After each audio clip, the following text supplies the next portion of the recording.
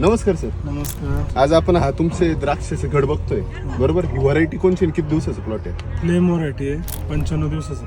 95 दिवसाचं प्लॉट आहे. मागच्या वर्षी 10व्या महिन्यात द्राक्ष खायला आले होते मला. 10व्या महिन्यात द्राक्ष खायला आले. हो. या वर्षी सगळीकडे माल इक्वल आहे, बरं. एकसारखा माल आहे हा.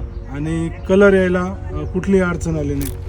स्पेशली त्याच्यासाठी वेगळी ट्रीटमेंट द्यायची गरज नाही पडली. म्हणजे एसीटी वैदिक मुळे नॉर्मल जे काही शेड्यूल आहे हो. ते फॉलो केल्यामुळे आपल्याला व्हेरिएशन जाणवलं नाही. जाणवलं नाही. त्याच्यानंतर समजा आज आपण पाहतो का पानं आहे तसेच आहे, फ्रेश आहे हो, अजून. पानं फ्रेश आहे अजून. गोडी पण चांगली आहे. हा.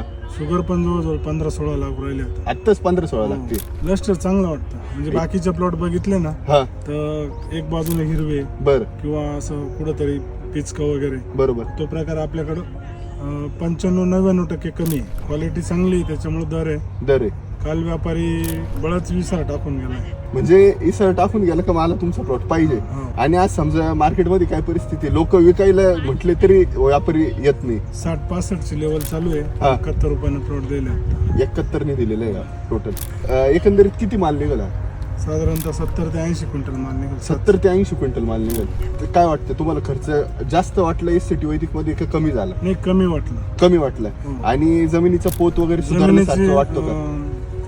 ऑर्गॅनिक कार्बन बऱ्यापैकी वाढलेलं सारखं वाटतं. ऑर्गॅनिक कार्बन वाढलेलं हो. जाणवतो.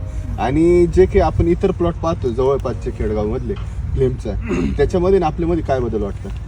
क्वालिटी म्हणा म्हणजे किंवा काही झाड ओव्हरलोडचे आहे ना, हा, त्याला पण इक्वल कलर आलेला आहे. सारखंच कलर आलेला आहे. हो. लोड असताना काही ठिकाणी कलर येत नाही, हो. तरी पण कलर आलेला कलर आहे. आणि आलेला मेन म्हणजे 2च वर्ष झाड परिपक्व नाही. परिपक्व झाड नाही. ज्यांना चॅलेंज स्वीकारायची सवय बरं.